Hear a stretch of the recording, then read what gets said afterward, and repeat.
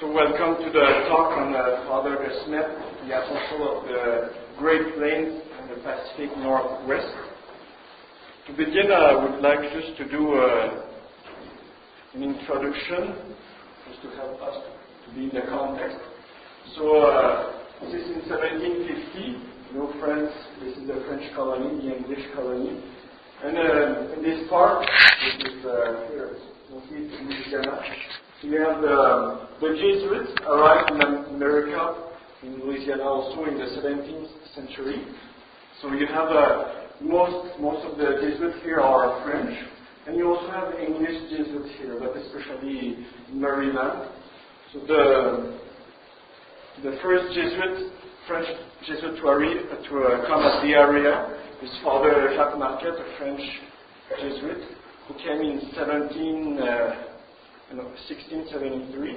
So you see, I think he was the first one to take the Mississippi River. Then he came here, and he consecrated the Mississippi River and the region to the Immaculate Conception, and also died next to the Lake Michigan.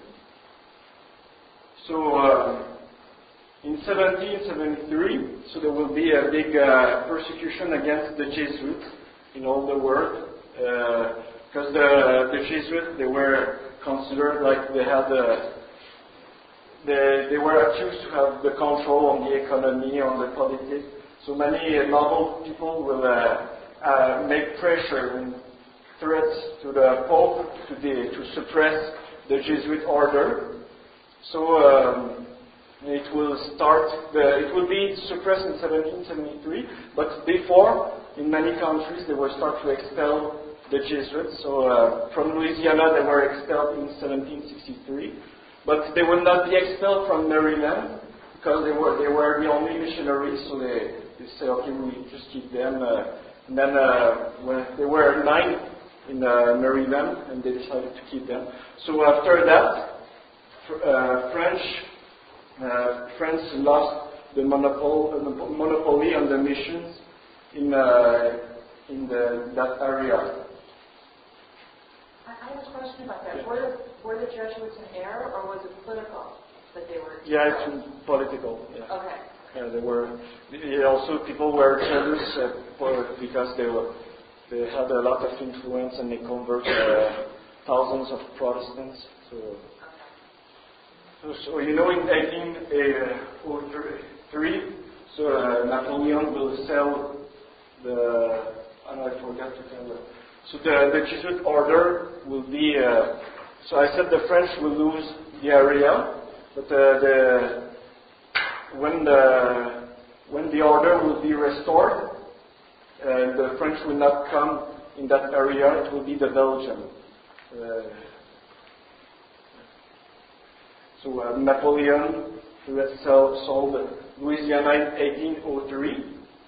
So at that time, the Jesuit, a lot of Protestants from the East Coast start to immigrate in the Middle West, and the missionaries, the bishops, they were afraid that the Catholic would become a minority. So they were just normally the Catholics in that area. They were mostly French.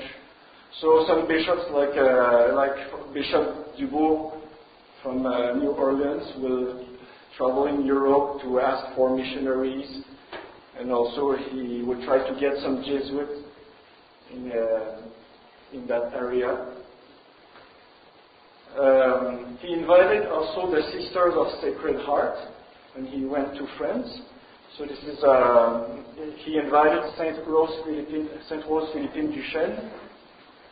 And Saint Rose Philippine Duchesne accepted to come because she had a vision. So here she related the vision. She said, I spent the entire night in the New World, carrying the Blessed Sacrament to all parts of the land. I have all my sacrifice to offer, a mother, sisters, family, my mountain. When you say to me, now I send you, I will respond quickly, I go. So it was during the adoration she had this vision, and she decided to go. Father Charles Nerings will will be one of the first Jesuits to come from Belgium. And he will also be afraid to see the Protestant coming in that area, so he will also go to Europe to ask for missionaries, but he will go mostly in Belgium. So it will not be successful the beginning. So he will say, how can it be that Napoleon found millions of men ready to sacrifice their lives to ravage a nation and aid him to conquer the world, while I cannot find a handful and devoted men to save an entire people and extend the reign of God? So he will be very angry at this failure, and he will come back and will go to the little seminary in Melchion, in Belgium, where Pierre-Jean de Smet was studying. And there he will make a speech, a passionate speech, and he will convince a lot of young people to come, and including Father de Smet. So Father de Smet was born in 1801 in Termonde in Belgium, from a French-speaking family. And his father would say about him, he will be either a soldier or a Greek traveler who will never remain at home. He really liked adventures. So Father de Smet decided to go to America without saying anything to his family, because he knew that his father would try to stop him. So he decided to go, and then he sent him a letter. I was convinced that you would never consent to my departure, and for this reason I decided to leave without seeing you. How it is possible that you are inconsolable because one of your children is giving himself to God's service and putting into practice the lessons you have taught? But at times I weep. Thou, God, the Supreme Comforter, dries my tears by permitting me a glimpse of the great reward. I have called you, he says, who can resist?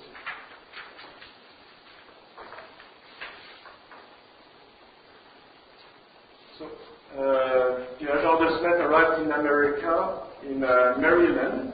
He entered the novitiate. You remember I told you that the Jesuits, they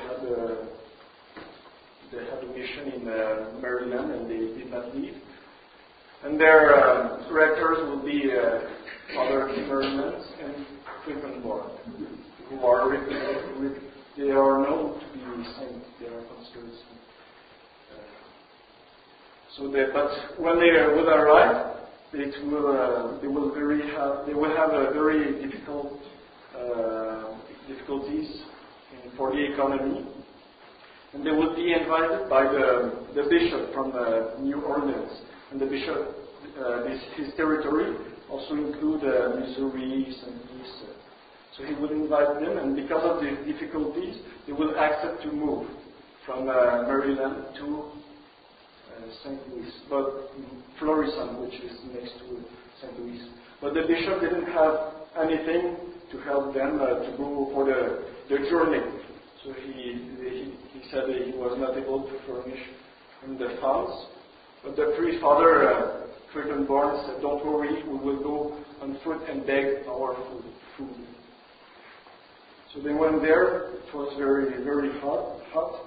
They walked for 400 miles in 6 weeks, asking for food, for a place to sleep, celebrating Mass on a boat.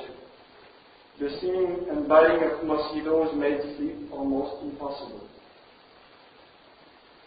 When they arrived at Florissant, near St. Louis, they had just a simple house, nothing. They had to sleep on the floor. But just 3 years earlier, the Saint Rose Philippine Duchesne will open a convent at Florissant, so she will help them economically. So they are at the novitiate since 1821, but they decided to open a school, but they didn't have enough priests, so the novices, they have to teach, and Father Smet will be a teacher at the school for Indians, even if he was not a priest yet. And he was ordained at St. Ferdinand's Church, I think it's in St. Fleuris, in 1827. So he studied for 6 years. He was ordained by Bishop Rosati, so with three companions. So there were 9 to be accepted by Father Nerys, but some of them will leave because it was too hard. So you can see that the names, they are Belgian. The same year, when he was ordained, the bishop gave them the college, St. Louis College, St. Louis, the city. So Father Smet was assigned as a teacher in this college.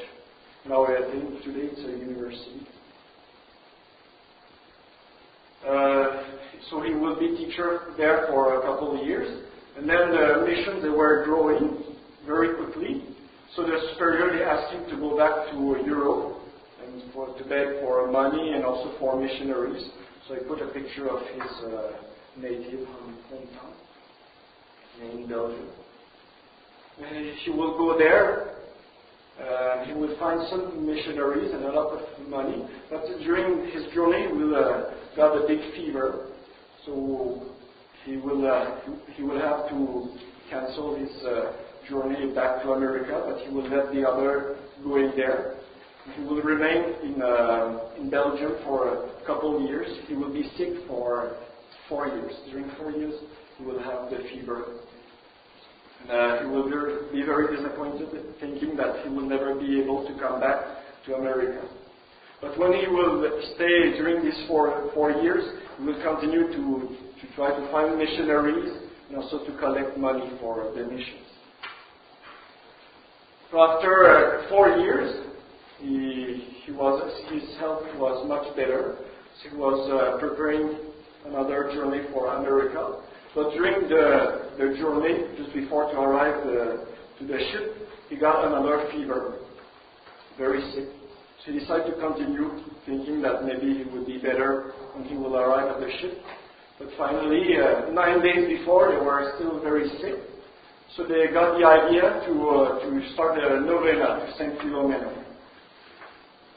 So here is one of the companions. He brought, I think, 5 other priests with him. One of them was Father Denef, who reports for the event. The day of departure arrived and found us without hope. Father Smet accompanied us to the boat, said goodbye, and returned to the city. We sailed out of the harbor and were already at sea when we saw a little skiff making for our ship. It was Father Smet coming to join us. Transport of joy dispelled our fears and anxieties. He alone remained calm.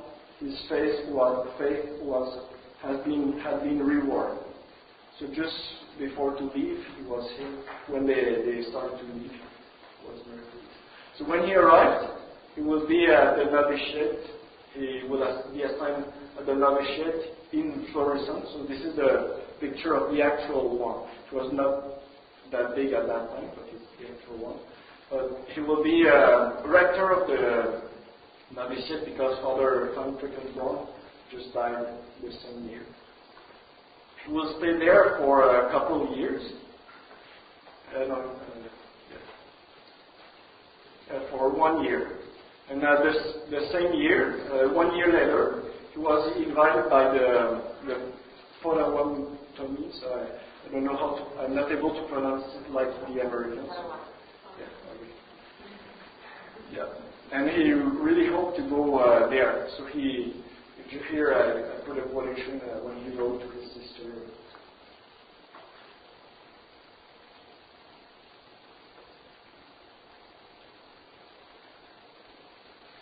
So finally he will go. He was not sure to go, but the superior accepted the request. And it will be his first assignment among the Potawatomis.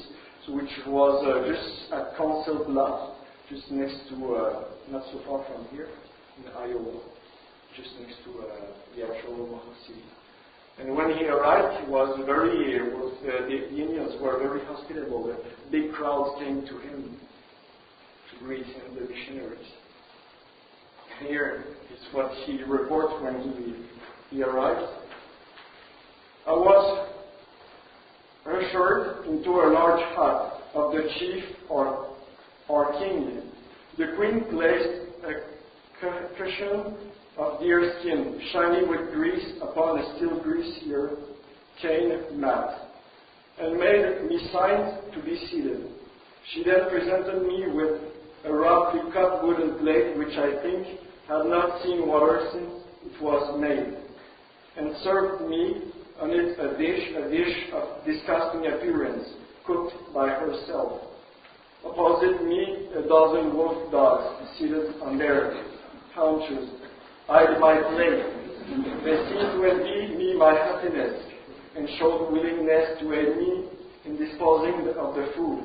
I was hungry, I admit, but my stomach revolted at the sight of that mysterious stew. I said to myself, no airs now, you're not in Belgium. Begin your apprenticeship. When in Rome, do as the Romans do. I took a spoonful of the mess and found it delicious. It was a fricassee of buffalo tongue mixed with bear's grease and the flour of wild sweet potatoes. I evinced my appreciation of the princess' hospitality by rubbing my stomach as a sign of satisfaction, and returned the plate to her much cleaner than when she gave it to me.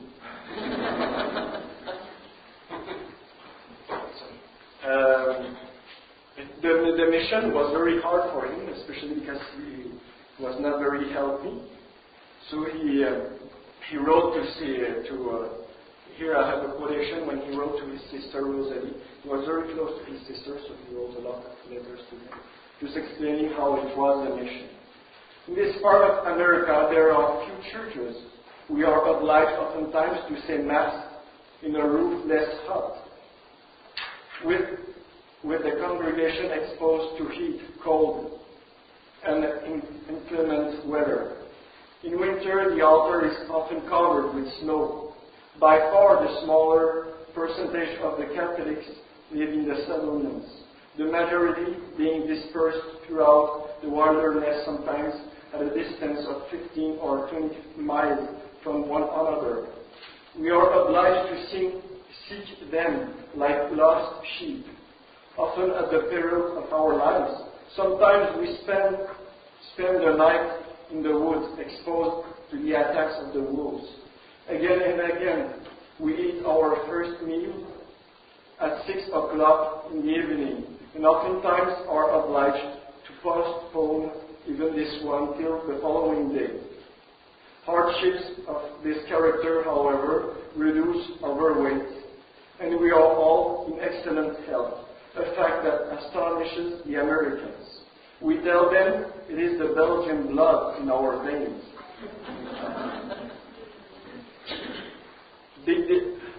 Another big difficulty was the epidemics of smallpox and cholera, which killed thousands of Indians. So the Jesuits were exposed to the epidemic, but very few of them died of the sickness. So they were miraculously preserved. Surprisingly, a lot of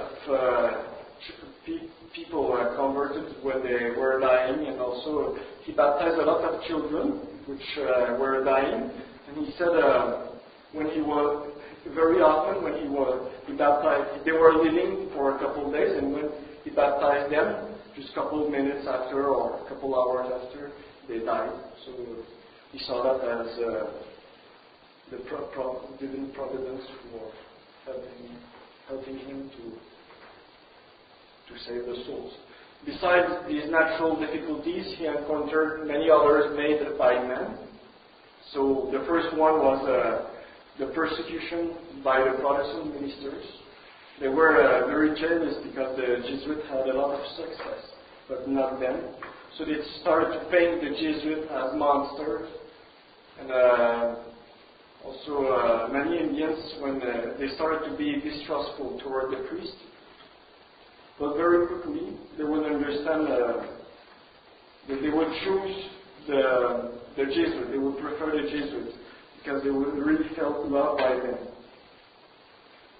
So between a salaried official who distribute tracts to inquisitive members of the tribe and the missionary devoted body and soul to their interest, the Indians did not hesitate to make a choice.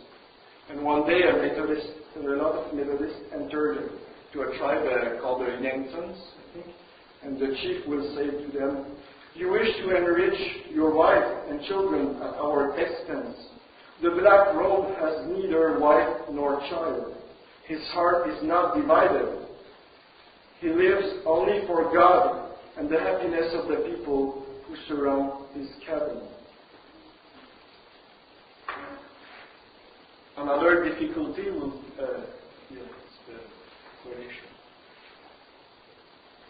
Another difficulty will be the trade of alcohol. So you know that the Indians, they think, normally I think the theory, the most sure is that they came from Asia. So you know that the Asian, physically, their body, he doesn't have the chromosome which destroy the effect of the alcohol. So when they drink alcohol, they get much worse than what we get when we drink it. So Father Smet, he said, when drunk, all the good qualities of the Indian disappear, and he no longer resembles men. One must flee from him. And a lot of he also reports that a lot of Indians were killed when they were drunk, and also a lot of Indians tried to kill him.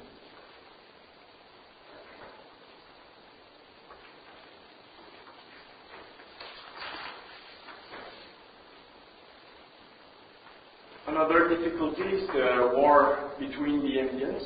So the Potawatomis, they were a lot of them were killed by the Sioux. So Father Smet will go there unarmed to plead the cause of the Potawatomis. And he was very surprised because they were very hospitable with him. And even some of them asked to be baptized and to be instructed. So, and after that event, he will be considered like a savior of the Potawatomis. So the mission was very successful because the priests, they were devoted body and soul for the Indians. And a great number of them asked to be instructed. And they even opened a school for boys. And Father Smet will remain there just 2 years, from between 1838 and 1840. Surprisingly, he will see two Iroquois coming to him, two Iroquois who knew French, and they came to, they were sent by the Flathead, and they asked to have a black robe among them in the Rocky Mountains, in the actual Montana. So Father said, with tears in their eyes, they begged me to return with them. So what happened? How did they know about them, the Flathead? The explanation is that a lot of French-Canadian traders and also Iroquois from east part of Canada who were converted started to move at the west part of America, the Rocky Mountains, and they started to talk about the good black robes, and they taught them the elements of the Catholic faith. So when they really, and then after that they really decided to have black robes. But they thought, they didn't know at the beginning, they didn't know that the black robes were in St. Louis, in Missouri. So they were waiting and hoping that one day they will come to them. And because east part of Canada was too far for them. But by some traders, they finally heard that the Jesuits were in Missouri. So they sent some deputations to ask for missionaries. So the bishop we sent a letter to the general of the Jesuits. He says, "For the love of God, most reverend Father, do not abandon these souls."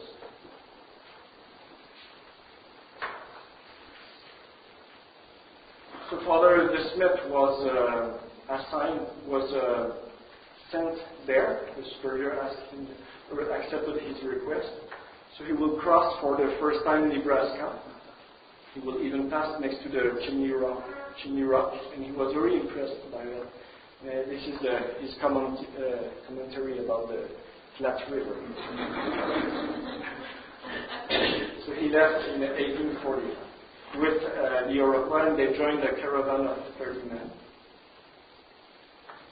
So when he arrived among the Flathead, they were very hospitable with him.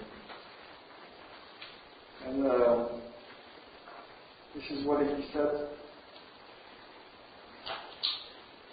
"They are like children who after a long absence run to meet their father. I wept for joy in embracing them, and with tears in their eyes, they welcomed me with tender words, with childlike simplicity. The Flathead gave me the news of the tribe, recounting their almost miraculous preservation in a battle that lasted 5 days, in which they killed almost about 50 of the enemy without losing a single man. They said, we fought like braves, sustained by our desire to see you. The Great Spirit had pity upon us and helped us to clear of all danger the road you must follow." And then he entered the village, and he saw the chief of the Flathead, who told him, "Black Robe," he said, "welcome to our nation. Our hearts rejoice, for today the Great Spirit has granted our petition. Show us the path we must follow to reach the place where abides the Great Spirit. Our ears are open. Our hearts will heed your words. Speak, Black Robe." And then Father, he related how it happened for his first day there. "From the day I arrived until I left the Flathead, their ability to hear the Word of God increased daily. I preached regularly 4 times a day, and each time they ran eagerly to secure good places. 15 days later, I promised a medal of the Blessed Virgin to the one who would be the first to recite the Pater, Ave, and Credo, the 10 Commandments, and the 4 Acts without a fault. A chief arose. "Father," he said, "your medal belongs to me." And to my great surprise, he recited all the prayers without missing a word. I embraced him and made him my catechist. He performed this function so zealously that in 10 days the whole tribe knew the prayers. So after more than 1 month, Father De Smet had to go back. So it was his mission to go there for 1 month and to visit the area, and also to came back for a report. So he chose an intelligent Indian to replace him during his absence, and also to baptize the dying people. So on his way back, he was trying to hide because he was crossing the territory of the Blackfeet, which was considered like the most barbarous tribe of the area. So finally, he was not caught when he arrived at Fort Union in the Missouri. And there he met a French-Canadian trapper who wanted to join him. And then they decided to go back, passing by a ravine to hide from the Blackfeet. But finally they were caught by them. So this is what he said. A band of Blackfeet that had been following our tracks for several hours descended upon us at full gallop. I immediately rose and extended my hand to the one who appeared to be chief of the band. "Why are you hiding in a ravine?" he said. "Are you afraid of us?" "We are hungry," I replied, "and the spring tempted us to take a few moments of rest." The chief eyed me from head to foot. Then addressing the Canadian, who spoke a little Sioux, he said, "Never before in my life have I seen this kind of a man.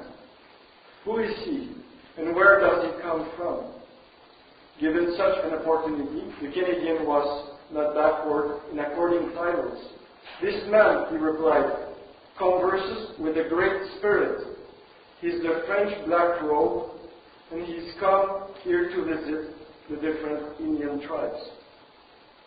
At these words, the savage Sultan commanded his warriors to lay down their arms, and each one gave me his hand. The chief then invited me to come and spend the night in his village. 12 warriors laid an immense buffalo hide on the ground before me, and they carried him like this to the village. There. So when he arrived at the village, he said, the chief said, "Black Robe, this is the happiest day of our lives. For today, for the first time, we see in our midst a man who is near to the Great Spirit." So Father de Smet will stay there just for one day, and he will instruct them, but he will promise to send one day a missionary, a Black Robe.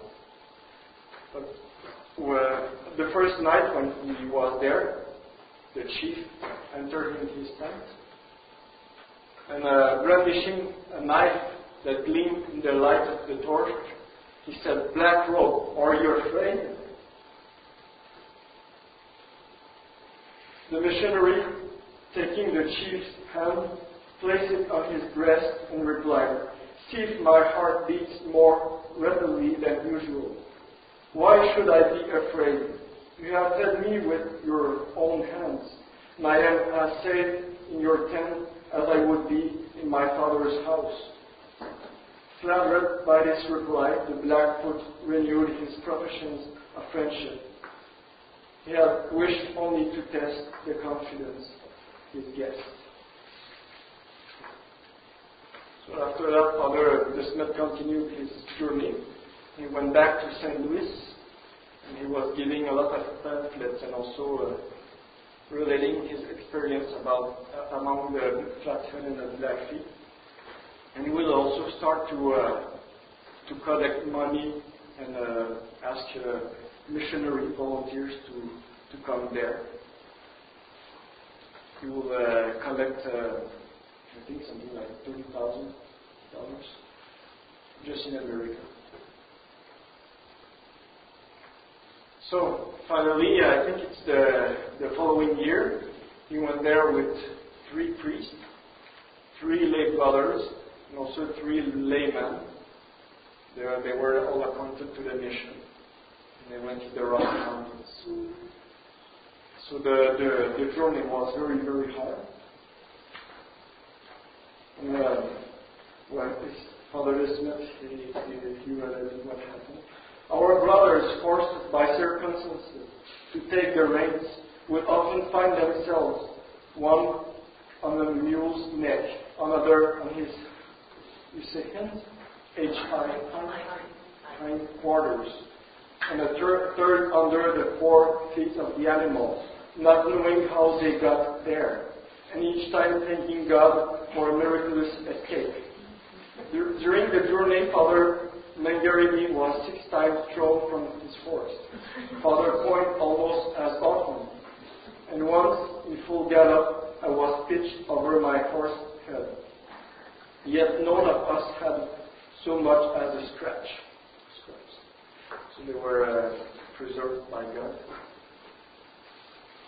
So when they arrived, Father de Smet was very surprised to see that the fervor of the Indians did not diminish.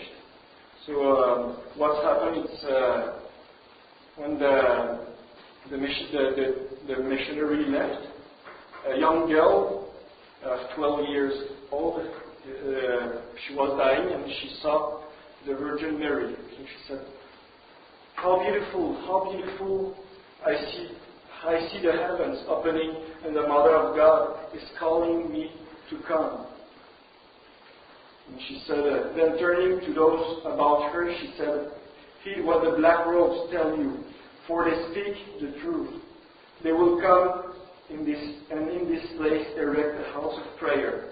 So this is where she said that there will be a church. So the missionary, they founded a mission called the St. Mary's Mission. And they built the church exactly where the girl said that it will be built. And also the priest, they brought a lot of seeds because they wanted to teach them how to make agriculture. An apparition of the Virgin Mary. The Virgin Mary appeared to a small boy called Saint Paul. I think it's during the night after they arrived. The little boy, he was trying to learn by heart the prayers. He was just something like 6 years old. And he was not able to learn the prayers. He entered in the tent to ask his friend to teach him the prayers. And then he saw the Virgin Mary. And Father de Smet, he reports the story. The following is what he told me in his own words. Upon entering John's tent, where I went to ask help with prayers, I did not yet know. I saw a wonderful, beautiful person raised above the ground, clad in raiment white as snow, a star upon her brow, and a serpent at her feet. In her hand she held a fruit I have never seen before, and from her heart rays of light radiated toward me. I was frightened at first. Then fear vanished, my heart was warm, my mind clear, and although I cannot say how it happened, suddenly I knew my prayers. And the child then told me the same beautiful person had appeared to him many times in his sleep, and that she told him that it would please her if the first Flathead village would be called St. Mary. So this is why they call the mission St. Mary. So the mission was very successful. Many Indians converted, and even a lot of tribes around and in the area they were asking for a black robe. And he was visiting them, and many times when he baptized them, they were saying loudly, "How good God is! In that moment, not for a kingdom would I have changed places with anyone on earth." They said that when they were baptized. So this is the name of the other tribes asking for black robes. It's Father de Smet who wrote that to his superior.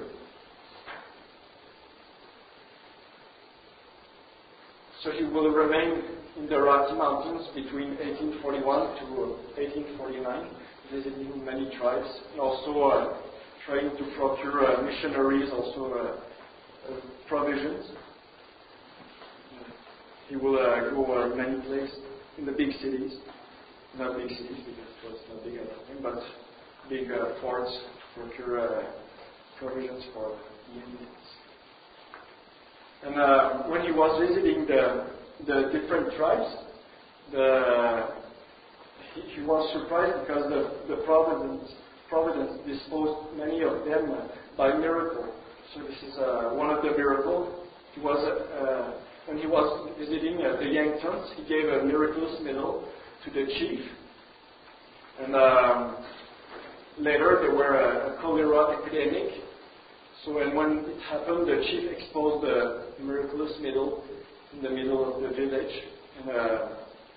And on the same day, the epidemic disappeared. So these miracles, they will help him to get a lot of influence among the Indians. So also another one among the Cœur d'Allen. So when he was going to visit them, Father de Smet was afraid at the beginning because they were one of the most barbarous tribes of America. But when he arrived, he was surprised to see that they were running toward him, and they were very excited to have a black robe. It was the first time that they saw one. And what happened?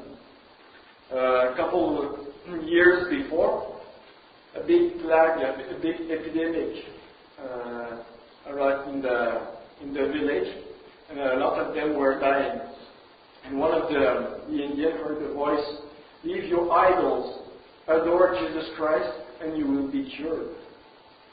So he obeyed and was restored to health. Then, making a tour of the camp, the restored man related what had taken place and entreated his striking brother to follow his example. So when they all did this, and all of them were healed. And also among the Sioux, they were also a miracle. So the daughter of the chief was caught by an enemy tribe, and the father, he came to the father of the daughter came to the priest, Father de Smet, and he said, "Black robe, you see before you an unhappy father who has lost his beloved daughter. Have pity on me. I have been told that the black robe's prayers are powerful with a great spirit. Speak to the Master of Life for me, and I shall not then despair against seeing my child." The missionary was deeply moved. He asked the chief to stay one day with him and to attend the Mass he will celebrate for his daughter. After attending Mass, the chief went back to his village. Suddenly, he saw his daughter coming back alone. The young girl told her story. "From the time of my capture, I was tied by my hands and feet to stakes driven into the ground. One night, an unknown woman came and loosened my cords. She then gave me food and several pairs of moccasins, and said to me in low tones, 'Rise and return to your father.'" So that happened the same night as he celebrated the Mass for the daughter. And also influence among many other tribes. When he was visiting the tribe, it was during a year where the agriculture was very bad because of dryness of the weather. So the Indians, they asked him, "Black robe, you who have such power, can you not also make a little rain come?" I answered them that I have not that power, that the Great Spirit alone is omnipotent. Let us implore Him together and offer Him our hearts. I will say the greatest of the prayers, which is the Mass. And then after that, it was raining during the whole day after the prayer. And a lot of Indians asked for baptism. So in 1842, Father, while he was going back, he was going to Fort Vancouver in Canada just to take provisions for the tribes. Father de Smet, he met a French-Canadian missionary who is called Father François Norbert Blanchet. And this priest had a very important request for him. So his request was to found a big mission in Oregon, a very central mission. So when we say Oregon at this time, it also includes Montana. So he asked Father de Smet to help him to make this, to establish this large mission, because he was seeing that a lot of Protestants were moving to the west part. So Father de Smet asked his superior if he can collect money and also missionaries for this project, and the superior accepted. So he first traveled in America and collected $5,000. So we have to put the value of that time. So it was much more than the $5,000 of today. And he got 2 priests from America, but it was not sufficient. So he went to Europe, and he also collected $30,000 and 7 priests, several brothers, and also 6 nuns. So he came with them in Oregon to establish the mission. And it was very quickly, it was successful, and a lot of Protestants started to close their schools because the Catholics were taking more places. So in 1846, the diocese, the Pope asked to create a diocese in Oregon. They asked Father de Smet to be bishop, but he implored them to choose somebody else. So they chose Father Blanchette, so he became the first bishop of Seattle. And I heard that Oregon. I heard that his body is uncorrupt.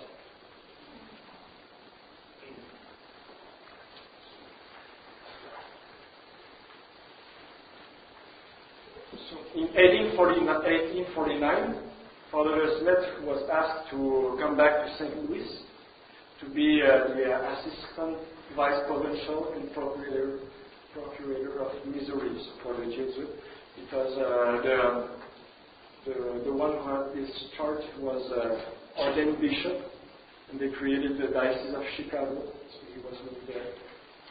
And Father de Smet was very disappointed because he wanted to remain among the Indians, but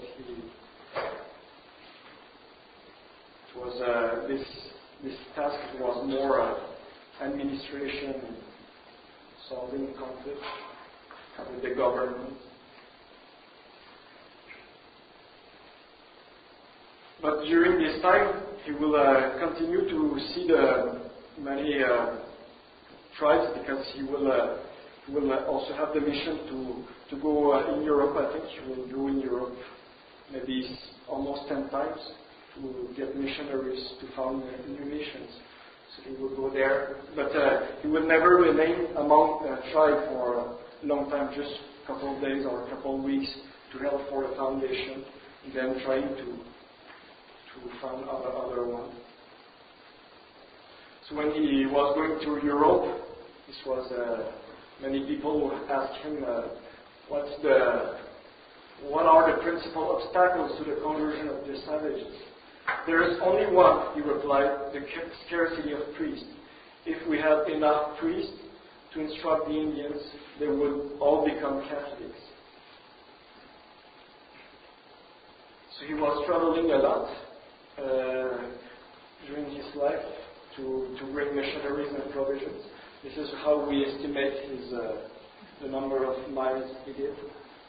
So we know that because when he was traveling, he had to report the number of miles he was doing. So this number of miles, it's about 9 times the distance around the Earth. And he also secured 100 missionaries for America. So this is a list of some missions that he founded. There is much more, but I don't know them all.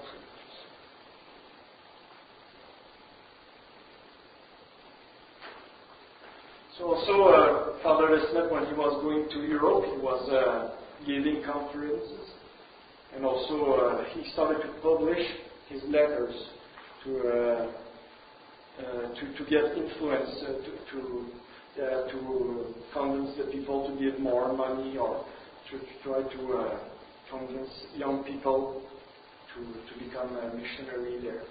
So sorry if it's in French, but he also wrote a lot of he published a lot of letters in English. But I think this one was his first one. It was in French.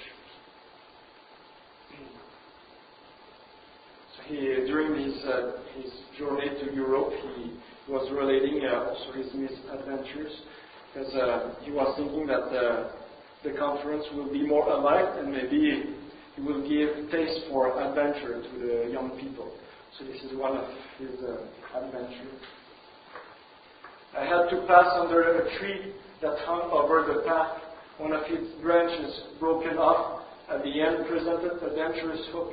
I bent down on my horse's neck, but this was a useless maneuver, for it seized me by the collar of my coat and lifted me up. My horse passing off from under me, there I hung like a fish on a hook.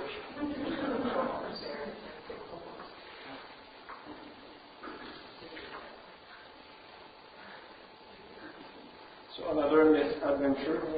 It's related by some. He did not wrote that, but he told the story to many people. And surprised one night in the depth of the forest by a snowstorm. It's somebody who related that. He reports this story. Father climbed a tree, and in searching about for a safe spot in which to spend the night, discovered that the tree was hollow. Aha, said he. Here I will be safely sheltered, and proceeded to descend inside.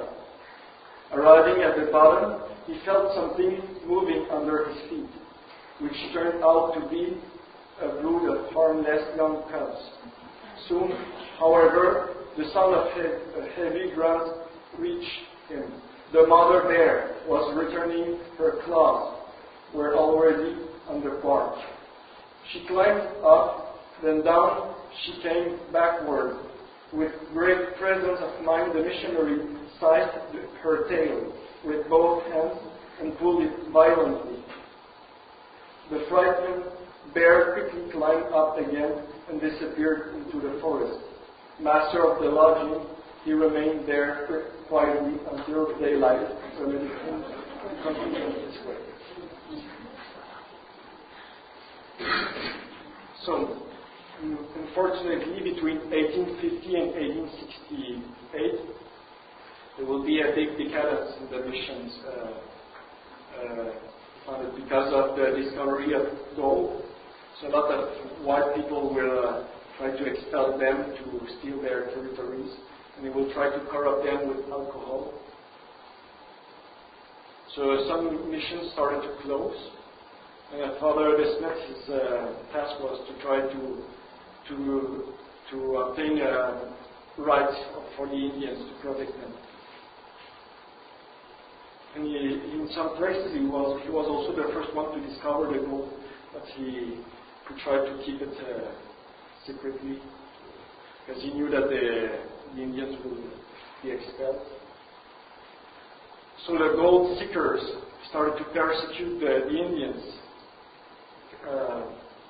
Yet fatal as was the effect of alcohol, its action was too slow to satisfy the invaders.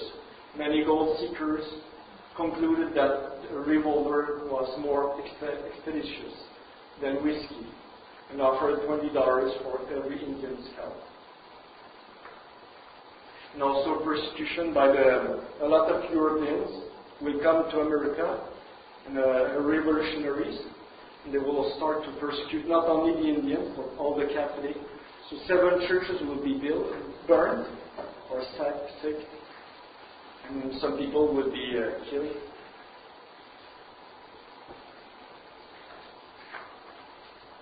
So also the persecution by the army. So this is the General James Henry Calverton, a Protestant, and he wrote this. Should the Indians ask to treat with you, tell them that you have no power to make peace, and that you are there to kill whoever you find.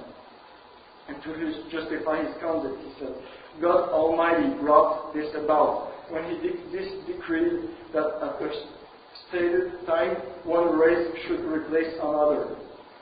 The mammoth and the mastodon have come and gone. The red man of America is passing and disappearing. So this is a lot of Indians will be killed.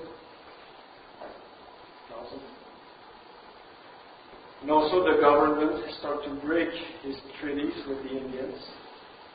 So and they will suffer a lot. So Father Smet will say, my heart bleeds at the thought of the future of my tribe, ruined, corrupted, destroyed by the blood-stained hands of a so-called liberal government. So civil war will be declared, and taking disadvantage, the Sioux will enter in a revolt against the white. And there will be, in 1844, one of the tribes, the Cheyennes, they first refused to enter in the revolt, but after a massacre, they will join the Sioux with the Blackfeet.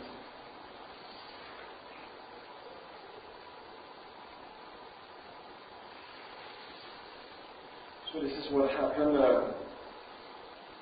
at Sand Creek in Colorado. 600 Cheyennes, after refusing to join the warring tribes, sought refuge near Fort Leon and begged protection of the whites.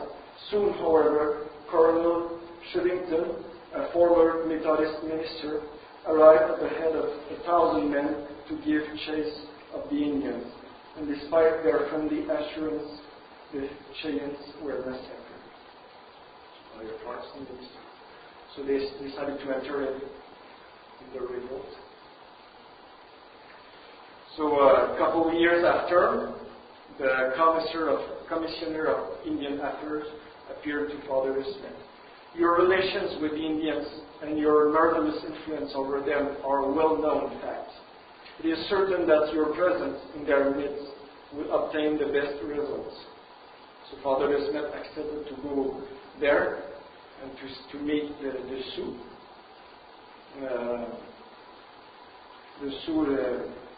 The chief of the Sioux said to Father Smet, Black Robe, I hardly sustain myself beneath the weight of white man's blood I have shed.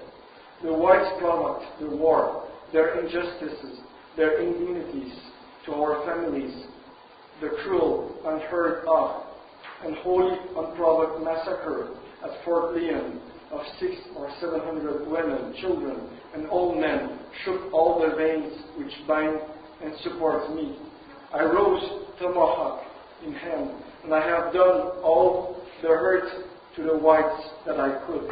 Today thou art among us, and in thy presence my hands fall to the ground as if dead. I will listen to thy good words, and as bad as I have been to the whites, just as good am I ready to become toward them. So Father, he will be esteemed as a savior of the Indians. He will convince them to make a council of peace with the whites at Fort Rice. And Father became very popular. So when he was going back to his tent, he saw a lot of mothers coming with their babies and children and asking for a blessing. And Father said, promises, threats, firearms, and swords are less effective than the black robe's words of peace and the civilizing banner of the cross. So there was the council at Fort Rice, and the government promised to respect their rights if they stopped fighting. So the peace came back between the Indians and the whites. And Father Smet he earned a lot of influence among the Indians. And also not only among the Indians, but also among the whites, because and also all the Jesuits, and the church earned a lot of influence because during the Civil War, the missionaries they were going to the soldiers and giving them sacraments. And this is what a General Butler said. What are our Protestant chaplains good for? They do well enough in peace, but are useless in war. So another new difficulty, the Grant Indian peace policy. So this is you probably know, Grant is the new president of America after the war. So and he inaugurated this policy to have peace among the Indians. And in this policy, he wanted to have among the tribe an agent of the government and also a missionary, both in the same religion. So according to the policy, each religion was represented among the Indians to get a number of agents in proportion to the number of Indians adhering to their faith. So the Catholics have much more. They have 100,000 Indians converted, but the Protestants just had 50,000. So the Catholic thought that they would have much more agents and also the church was normally, according to the policy, each church could choose a representative who will choose the agents of the government. So the bishops choose Father de Smet to be the representative and to choose the agents. But finally, when he arrived there, Father de Smet said, "Neither my presence nor my demands in behalf of the Catholic missions produce any effect. The plan for civilizing and evangelizing the Indians had already been decided upon by the President and approved by the Senate." So normally the church was supposed to have 40 agents, but they just got 8 finally. And also what happened is the new superintendent of Indian Affairs, who was a Jew. And the Jew, he started to discharge when he started to remove the schools and the churches to the Catholic and give them to the Protestant.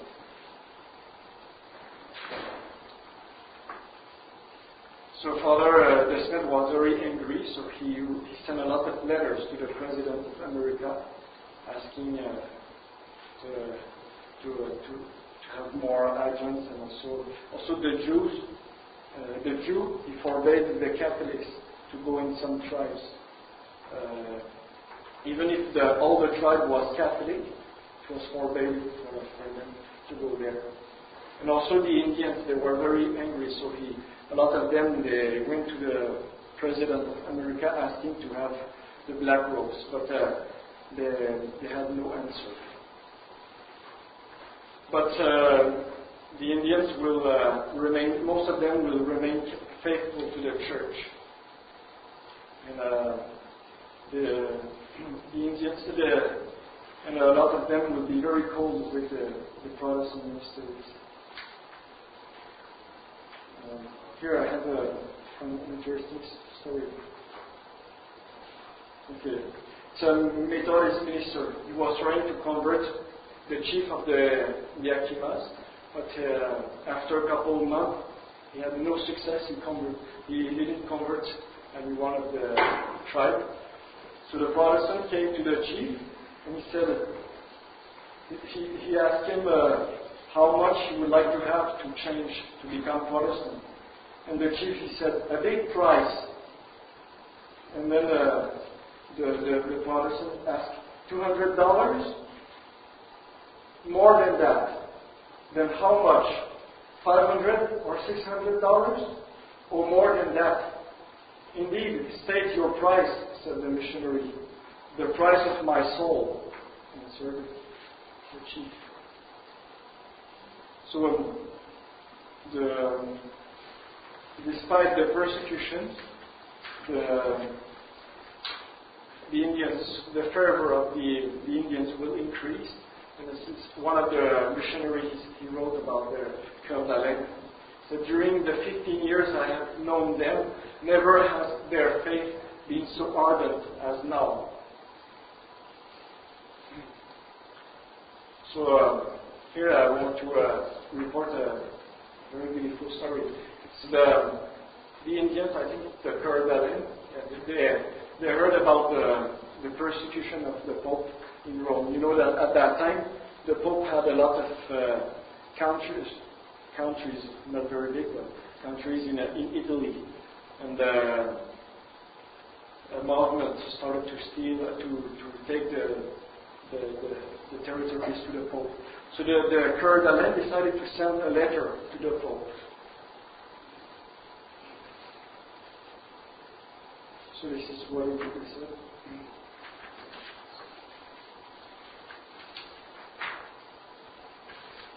Most merciful Father, we speak to the Pope, it is not temerity, but love which moves us to write to you. We are, it is true, the most humble of all the Indian tribes, while you are the greatest among living men. But you are the first to cast a look of pity upon us. Yes, Father, 30 winters ago, we were a savage people, miserable in both body and soul, until you sent us the great black robe, Father Smet, to make us children of God through baptism. We were blind, and you sent him to open our eyes. And how many other fathers have you not given us to teach us and our children the law of God and make us better Christians?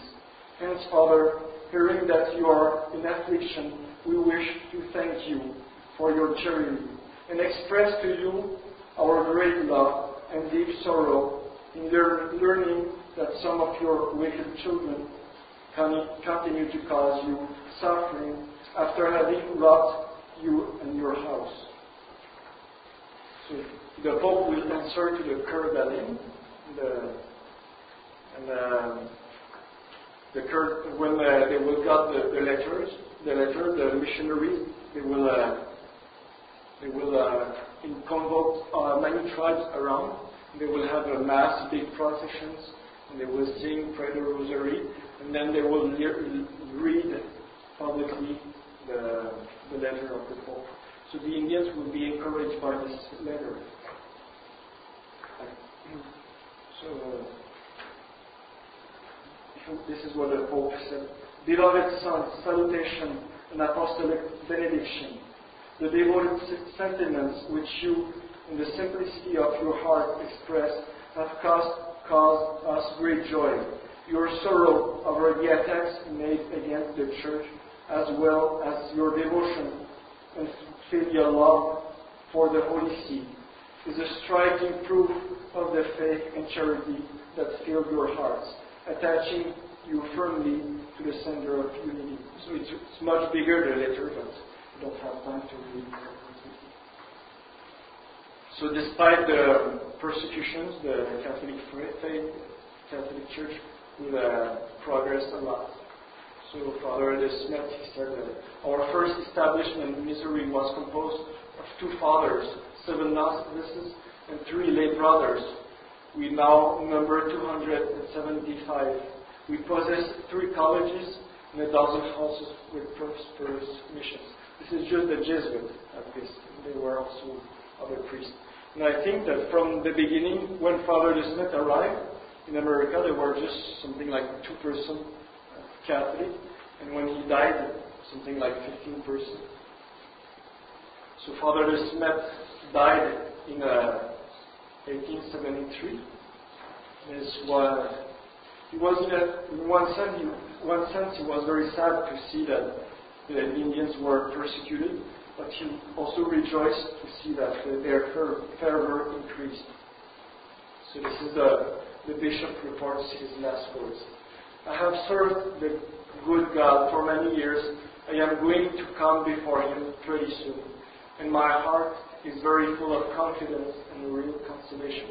I have the greatest hope in the efficacy of the prayers of all to whom the Lord sent me in times past. I count especially on the merits of Jesus Christ, poor sinner that I am. And I love to think that the Lord will have pity on me and in my hour of agony. So the day after they were the funeral, on the day of the Ascension of our Lord, it will be in St. Louis, in the St. Francis Xavier's Church.